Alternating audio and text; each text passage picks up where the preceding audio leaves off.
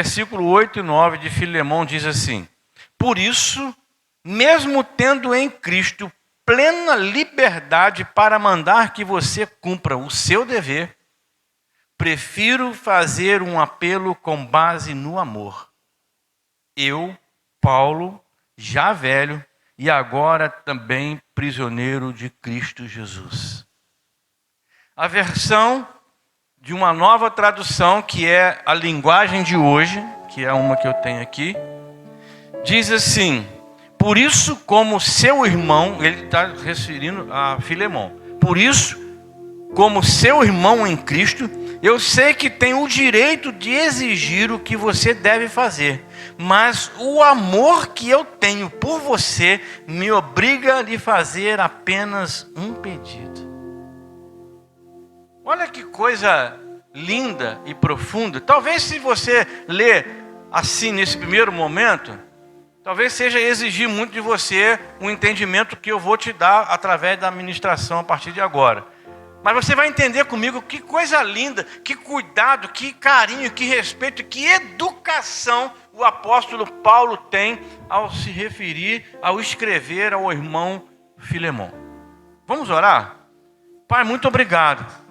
A tua palavra foi lida e vai ser ministrada agora aos nossos corações. Te pedimos, Deus, que seja levado cativo a obediência do Senhor, tudo aquilo que possa impedir a nossa mente, o nosso coração de compreender e entender a vontade do Senhor, que é boa, perfeita e agradável para nós nesse momento através dessa palavra. Então, Senhor, nós queremos estar atentos, ligados, entronizados com Teu Espírito, para que possamos entender de fato que a nossa vida tem uma riqueza enorme e que pode enriquecer outras vidas. Nos ajude, Deus. Nos ajude a viver nessa intensidade e nessa dimensão desse amor. Em nome de Jesus. Amém. E graças a Deus. Como eu já antecipei, a mensagem de hoje tem por tema: nossa vida pode enriquecer outras vidas. Eu confesso que a cada momento está sendo gerado no meu coração uma expectativa nova sobre essa palavra avivamento na igreja. Nós já passamos, já vivemos e trabalhamos muito sobre isso, mas eu estou muito em paz e muito convicto no meu coração que nós estamos estamos diante de uma oportunidade de viver um grande avivamento na Igreja Metodista em Rio das Flores. Eu tenho orado, como eu disse, pelo avivamento. E como esse versículo que nós lemos aqui, talvez a princípio você pode até perguntar: o que esse texto tem a ver com o avivamento? Tu está falando que vai pregar sobre avivamento, mas o que esse texto tem a ver com avivamento? Quando você tem a oportunidade de ler a carta toda de Filemão, né, que é algo muito pequenininho, aí é só esse capítulo aí, são 25 versículos, se não me engano, são 25 versículos. Você pode ler isso depois na sua casa com mais calma, para que você possa, com esse mesmo entendimento do Espírito Santo, concluir aquilo que eu estou dizendo aqui. Conhecendo o contexto do texto dessa carta de Paulo, eu consigo ver, e nessa fala desse versículo que a gente acabou de ler, o efeito que o verdadeiro avivamento provoca na igreja. Você consegue entender um pouco do que eu estou dizendo agora, e você, com ousadia, gostaria de tentar responder qual que é o efeito que o verdadeiro avivamento faz na vida da igreja? No destaque no versículo que a gente leu aqui, que Paulo falando a Filemão. Paulo, ele entende que ele tinha autoridade, que ele tinha poder para poder exigir que Filemão fizesse o que ele mandava. Mas o que ele fala para Filemão? Prefiro fazer um apelo com base no amor. Isso é a característica do verdadeiro avivamento na igreja, o amor. Porque não adianta você dizer que você é avivado, que você tem numa igreja que é avivada, que pula, que sapateia, que dá mortal, que não sei o que, faz uma porção de coisa, mas o amor, Geisa, é a referência maior de um avivamento na vida de uma igreja. E eu confesso para os irmãos que eu estou trabalhando, orando e lutando para que de fato isso venha acontecer na nossa igreja. Venha acontecer na nossa vida. Paulo mostra para nós aqui uma sabedoria muito, muito grande. Porque a sabedoria é extremamente importante para a vida cristã. Paulo mostra isso para nós aqui. A sabedoria nos ajuda a estabelecermos as prioridades corretas, né, Kelsey? A sabedoria nos ajuda a estabelecer as prioridades corretas para exatamente fazer o que, Berenice? Cumprir o propósito de Deus na nossa vida. Cumprir a vontade de Deus na nossa vida. E a sabedoria, ela também nos ajuda a ver o que é adequado e aquilo que é inadequado. Precisa de sabedoria para isso. Parece coisa simples, mas é verdade. A sabedoria vai nos ajudar a entender que o certo, quando é feito de maneira desajustada, você pode até fazer o que é certo, mas se você fizer de uma maneira desajustada, você pode causar grandes problemas na vida da igreja. Mas não é certo, mas só que você não fez da maneira adequada, só que você não fez da maneira correta. Isso pode trazer danos na vida da igreja. Enfim, a sabedoria nos permite fazer escolhas inteligentes, Guilherme. A sabedoria vai nos ajudar a fazer escolhas inteligentes para a nossa vida. E, consequentemente, para a vida da nossa igreja. Eu sei que alguns gostam de anotar na própria Bíblia alguns textos que eu prego.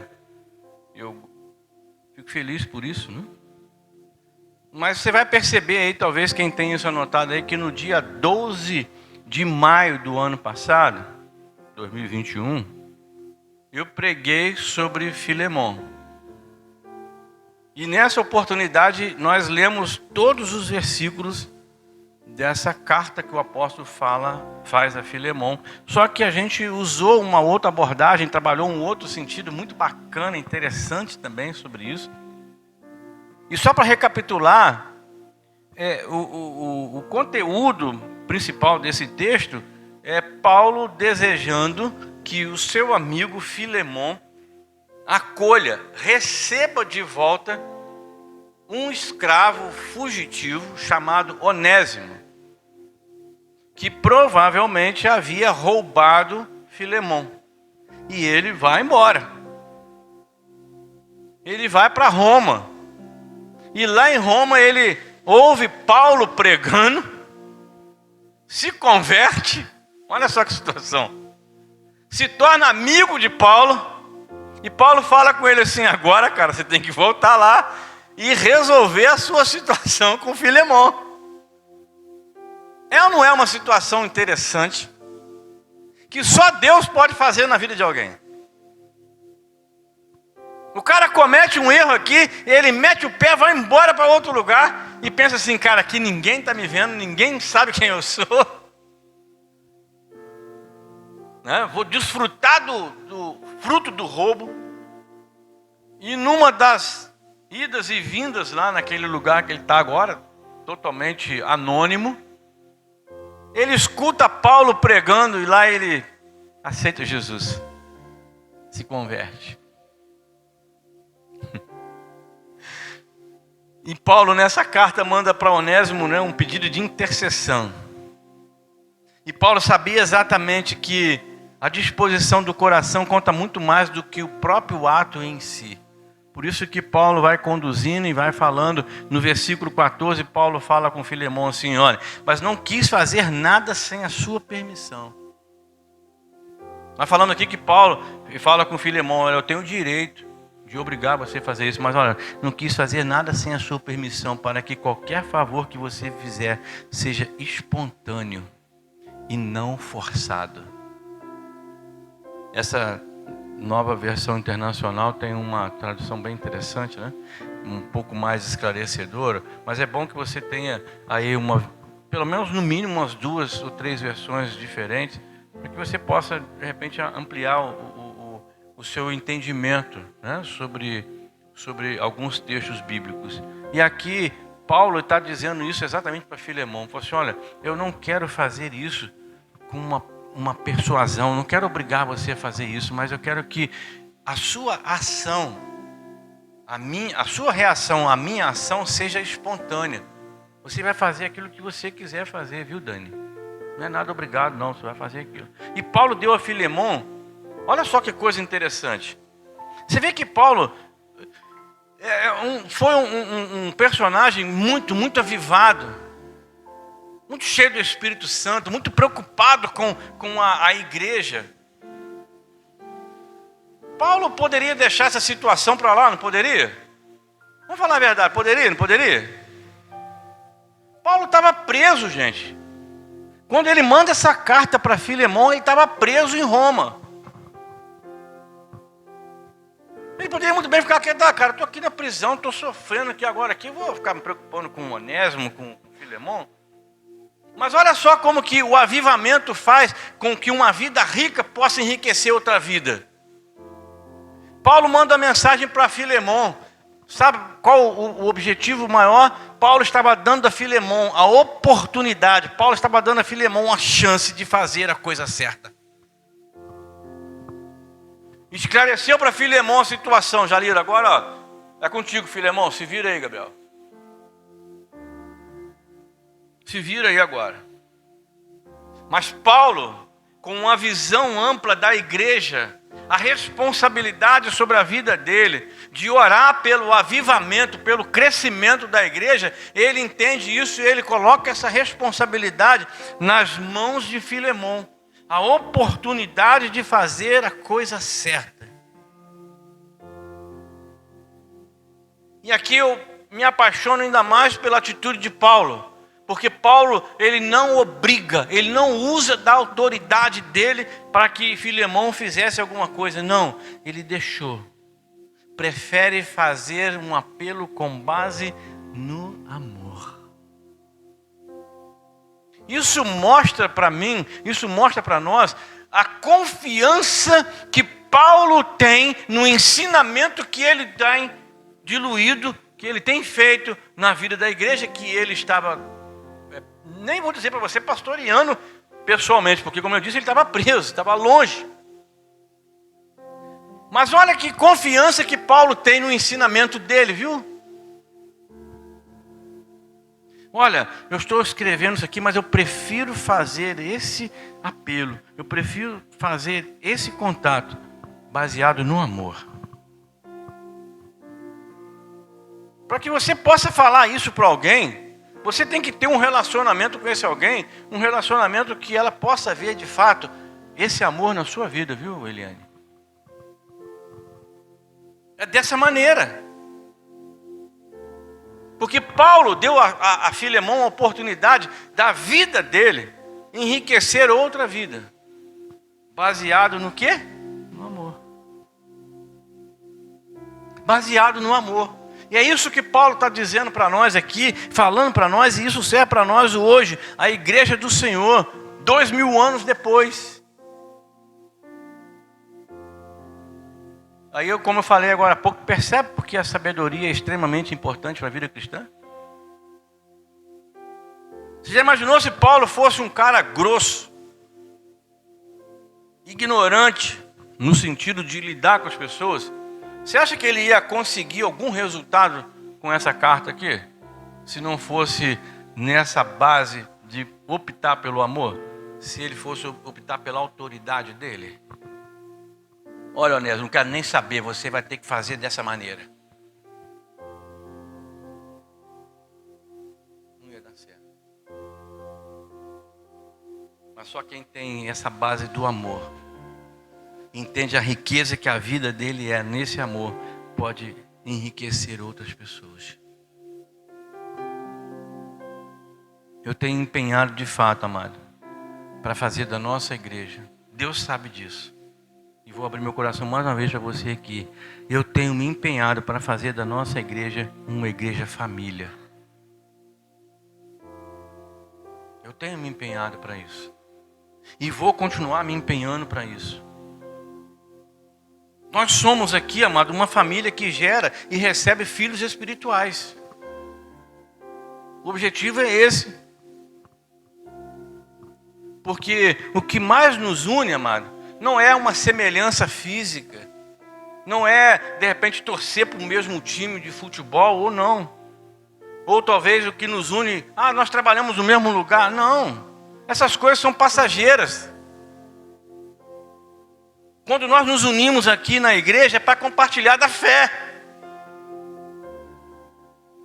E é algo que nós já estamos fazendo aqui por mais de 6, 7 meses. Cada momento de culto que nós começamos aqui, nós estamos reunidos para compartilhar da fé. Cada testemunho que você dá, cada momento de gratidão que você expressa, abrindo a tua boca, a gratidão que Deus tem feito na sua vida, isso nós estamos compartilhando da fé. Isso é algo que vai fazer com que a minha vida seja enriquecida através da sua vida, Berenice. Cada compartilhamento de fé está enriquecendo a vida do irmão, da irmã, da igreja, está sendo fortalecida nesse propósito. É fato que quando pessoas se isolam, elas passam a ter perspectivas diferentes. Não é verdade? Elas passam a ter perspectiva distorcida daquilo. Cada culto que você deixa de vir é um elo da corrente que você está deixando para trás. A gente já teve a oportunidade aqui de ver pessoas falando de um culto que não veio, né? E vem falando depois, não, mas isso nós falamos no outro culto. Poxa, pois eu não estava aqui. Então eu entendo que tudo é um trilho que Deus está fazendo na nossa vida, um despertar desse amor por estar na presença dEle. E aí a gente está observando aqui que quando a pessoa se isola, ela começa a ter perspectiva diferente. Não é, Kelsey? Ela começa a fazer comparações e até mesmo algumas imaginações de uma realidade que na realidade não é a realidade.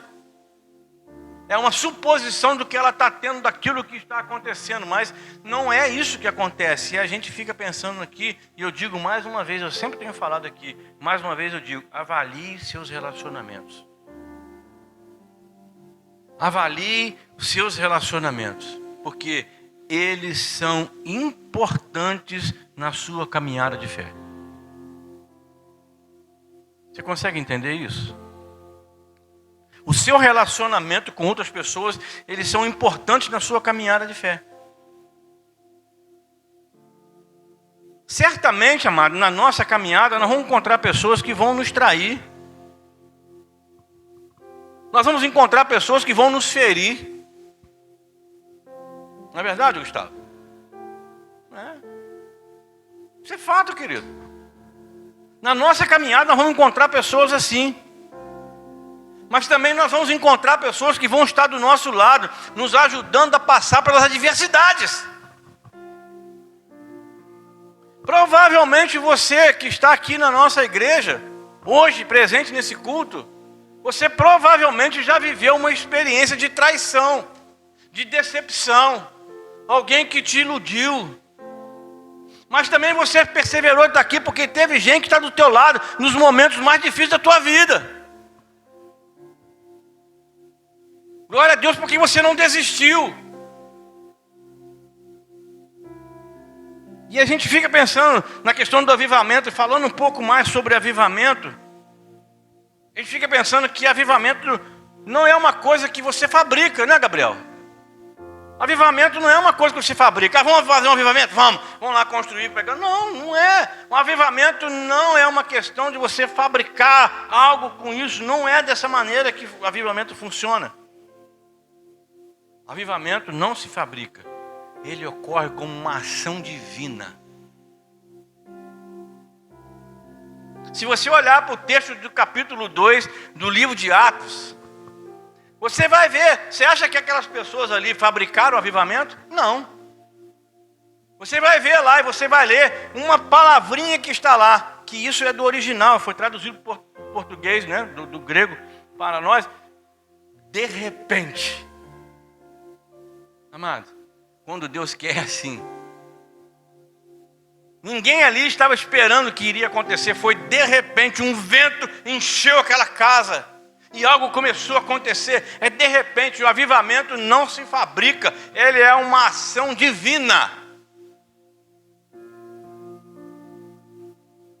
Só para lembrar, avivamento, o que é avivamento? Avivamento é avivar, é reanimar, é retomar o ânimo.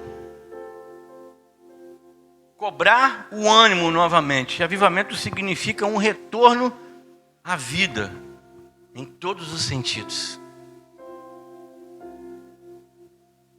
Quando João escreve capítulo 10, versículo 10, falando sobre a vida abundante, é essa vida. Jesus veio para nos dar vida e vida com abundância. Essa é uma vida avivada. Avivamento só pode acontecer para quem está em Cristo, querido. Esse avivamento que nós estamos falando aqui, esse avivamento que é provocado por uma ação divina, só pode acontecer com quem está em Cristo. E é importante, muito importante, ter uma vida avivada. Pois a maneira como vemos Deus se torna diferente. Aquilo que a Jéssica falou agora há pouco aqui. Quando você tem uma vida avivada, você consegue ver Deus de uma forma diferente. Agora, quando você vem no culto, entra e sai da mesma maneira, querido, vamos falar a verdade? Nós precisamos desse avivamento urgente. Nós precisamos desse avivamento. Porque nós precisamos dele na nossa vida. O verdadeiro avivamento produz mudança. O verdadeiro avivamento, ele provoca na vida da pessoa uma reforma de conduta. É aquilo que Paulo mesmo diz assim: quem está em Cristo, nova criatura é. É uma reforma de conduta. O avivamento muda caráter. O comportamento muda. Uma pessoa que está em processo de avivamento, o comportamento dela muda. O ouvir dela muda. O andar dela muda. A maneira de vestir dela muda. A maneira de se relacionar com as pessoas também muda. Porque é impossível ser cheio do Espírito Santo se você não for uma pessoa educada. Para ser cheio do Espírito Santo, você tem que ser educado. Você vê aqui Paulo. Quando a gente faz um pequeno estudo, não precisa nem ser muito profundo, não, um pequeno estudo sobre a vida de Paulo, você vê lá, quando ele era conhecido como Saulo, ele não era muito bem relacionado, ele era um cara mais áspero, um cara que fazia de autoridade, ele usava de poder, que agora nós vamos lá, me dá a carta que eu vou pegar, vou trazer esses quentes pelos cabelos para cá. Aí quando você vê Paulo agora tratando Filemão dessa maneira, cara, é uma dama. É só o Espírito Santo que pode fazer isso. Então eu preciso pensar no meu nível de educação. Agora que eu sou crente e agora que eu estou buscando o avivamento. Que tem hora que dá vontade assim comigo, é assim, bateu, levou, pá, pá. Né, Jaleira? Mas não é assim que tem que ser para quem quer viver o avivamento. Está difícil? Mas eu sou uma nova criatura em Cristo Jesus. Eu tenho que agir de maneira diferente. A minha vontade é responder na lata, né, Keila? Meter logo o pé para mostrar quem manda. Mas quem está passando pelo processo do avivamento é outra. A prioridade dessa pessoa é aquilo que está lá no Mateus capítulo 6, versículo 33. Buscar em primeiro lugar o reino de Deus e a sua justiça. As outras coisas vão ser acrescentadas.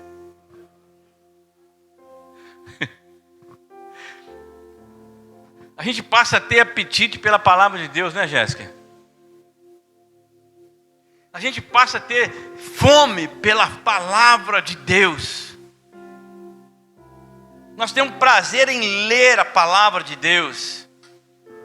Nós temos prazer de examinar a palavra de Deus, né, Gustavo? Nós temos prazer de ouvir a palavra de Deus. Por isso que nós temos que orar por esse avivamento, por esse despertar de Deus. Ter interesse em prazer por estar na casa de Deus, como diz o salmista. Alegrei-me quando me disseram, vamos à casa do Senhor.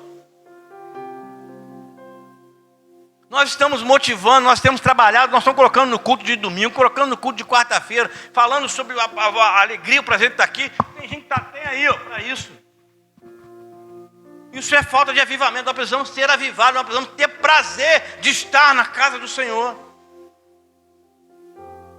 É por isso que eu estou orando ao Senhor por esse avivamento, para ter a alegria de estar na casa do Senhor.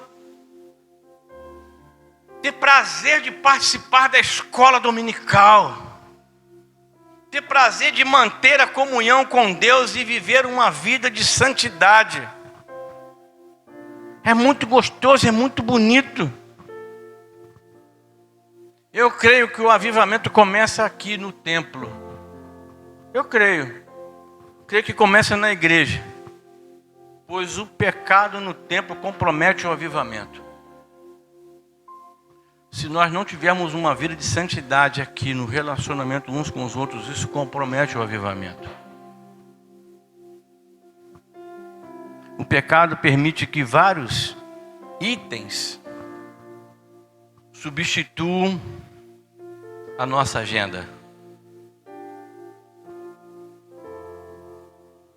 Muitas pessoas estão vivendo debaixo de pecado.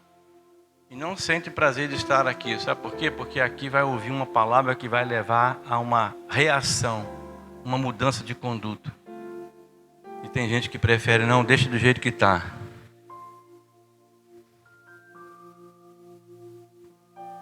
Tem muita coisa substituindo na nossa agenda aquilo que é prioridade. No livro de Hebreus, no capítulo 10, 25, responde porque muitos estão passando longe do avivamento. Responde porque muitos não estão vivendo o avivamento. Você sabe o que está escrito lá? Muitos estão deixando de congregar. Presta bem atenção como que tem diminuído a frequência nos cultos da nossa igreja, as pessoas da nossa igreja. Não estão tendo prazer de congregar, querido. Não estão nem aí para a voz do Brasil. E isso tem me preocupado bastante. Não é pouco não, é muito. Eu confesso para os irmãos que eu tenho chorado. Ver pessoas que estiveram no altar, oportunidade de estar... Não estão nem aí, amados. Não estão nem aí. E se parar para analisar, são pessoas que precisavam estar aqui.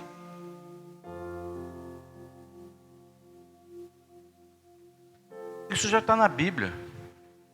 Não tem prazer em congregar. Vem quando quer, no dia que quer, na hora que quer, chega a hora que quer. Deus não tem um pingo de reverência. Isso é algo muito, mas muito triste. A gente sabe que tem algumas pessoas que talvez estejam passando por dificuldades. Fato.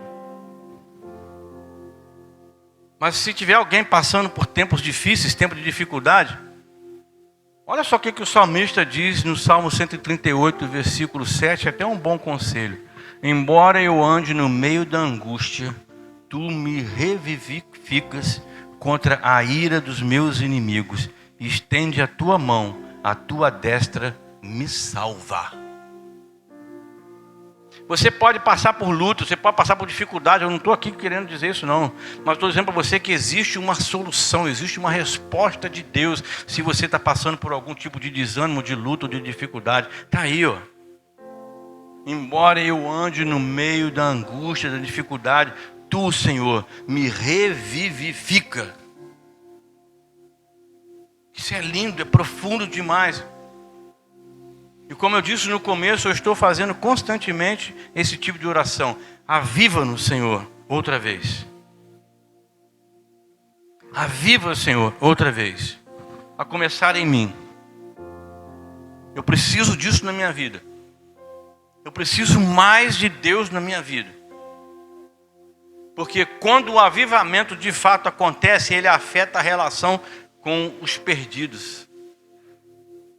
Quando o avivamento começar na sua vida, você vai ver que o seu relacionamento com as outras pessoas que estão perdidas vai ser outro. Você vai começar a chorar por essas pessoas. Você vai começar a desejar que essas pessoas também conheçam aquilo que você conhece sobre a parte de Deus. Porque avivamento nos dá uma nova atitude. Enche a nossa vida de esperança de sair daqui desse templo e sair para as ruas. Mas saímos avivados. Não é sair vazio como um saco por aí fora, não. Mas é sair daqui avivado, cheio do Espírito Santo. Porque o avivamento nos ajuda a sermos consistentes na nossa caminhada com Deus. Você vai deixar de ser aquela pessoa inconstante. Ah, hoje eu não sei. Ah, não vou. Está chovendo. Ah, hoje é o primeiro dia do ano. Não, tem que ficar em casa, tem que ficar com a família. É família, né? Família, pastor? Não, primeiro Deus, depois a família. Se você não tivesse discernimento, a tua família pode te levar para o buraco. Primeiro Deus, depois a família. Porque não adianta nada você ter uma família toda bonitinha se você está indo para o inferno. Louva a Deus pela tua vida, viu, Dani? Ricardo, Isabelle. Porque a sua família, mesmo que o seu filho mais velho não esteja aqui, está congregando em uma outra denominação. Louvado seja Deus por isso. Isso mostra aí um avivamento. Eu sei que deve ser uma luta para vocês lá manter tudo isso unido, né? Mas não desiste não. Persevera, vai até o fim, porque a vitória é certa. Porque o avivamento também traz entusiasmo. Na certeza de que Deus vai fazer algo no futuro para nós. E talvez surja uma pergunta assim: eu já fui avivado? Ah, amado, é só o tempo que vai dizer. Eu não posso olhar para você e dizer se você é avivado ou não. Isso aí é você e Deus, e o tempo vai dizer isso. Porque a pessoa avivada, ela tem algumas evidências que vão provar isso. Uma pessoa que é avivada vai mostrar se a obra é de Deus ou se a obra é da carne. É o tempo que vai dizer. Né, Gustavo? É o tempo que vai dizer. E a gente precisa estar muito ligado sobre isso. Porque não pode haver avivamento até que primeiro tenha vida em Cristo. Não podemos voltar para um lugar de onde você nunca esteve. Avivamento é você voltar a algum lugar. Então, se você nunca teve em Cristo, você nunca viveu uma experiência com Deus, como é que você vai voltar para um lugar onde você nunca teve? É tempo de sermos movidos pelas marcas do avivamento. Marcas que mudam, marcas que moldam, marcas que mexem no caráter, que melhoram a nossa vida com Deus, fazendo com que sejamos pessoas mais agradáveis. A verdade é que somos membros do corpo. Quem é o cabeça? Oi? Cristo. Nós somos membros do corpo e não cabeça para mandar nele. Porque tem muito crente achando que a cabeça quer mandar no corpo. Nós não somos isso. E eu digo para você uma coisa que a gente observa. Infelizmente, a igreja de Cristo está vivendo uma crise interna por falta desse entendimento. Nós somos membros do corpo, membro serve, quem governa é a cabeça. E quando não há esse entendimento, a igreja está virando uma bagunça que nós estamos vendo aí. Muitos querem fazer do seu jeito e não do jeito que Jesus ensinou. E acha que o jeito dele está certo. Não, é assim. Uma coisa precisa ser lembrada, querido, para quem quer viver o avivamento. Nós estamos numa igreja com diferentes dons e ministérios, exatamente para servir, para amar e crescer no corpo, nunca para mandar nele. Se cada um de nós aqui entendermos a nossa posição no corpo, nós vamos crescer em harmonia. Nós não estamos aqui para mandar, nós estamos aqui para servir. Essa epístola que Paulo escreve a Filemon oferece um exemplo de altíssima sabedoria, como os cristãos devem administrar os assuntos sociais, os assuntos internos. E Paulo desafiou a Filemon a fazer o que é correto aos olhos de Deus. Nós estamos chegando ao final com o desafio de sairmos daqui hoje para fazermos aquilo que é correto aos olhos de Deus. E esse desafio vai nos levar a um nível mais elevado. Se você sair daqui hoje com esse desafio, pode ter certeza de uma coisa: quarta-feira, quando você chegar aqui no culto, você vai estar num nível mais elevado. Domingo que vem, você vai estar num nível mais elevado ainda. Porque esse é o desafio que nós estamos recebendo de Deus nessa noite.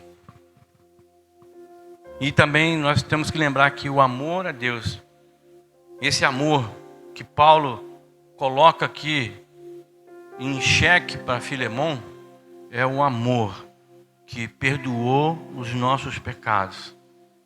O amor que levou Jesus a ser o nosso cordeiro que tira o pecado do mundo. Apesar de amar o mundo inteiro, infelizmente nem todos serão salvos. Nós precisamos da graça da salvação. E com base no que aprendemos com Paulo, fica uma pergunta: o que tenho feito para Jesus é uma obrigação ou uma oferta de amor?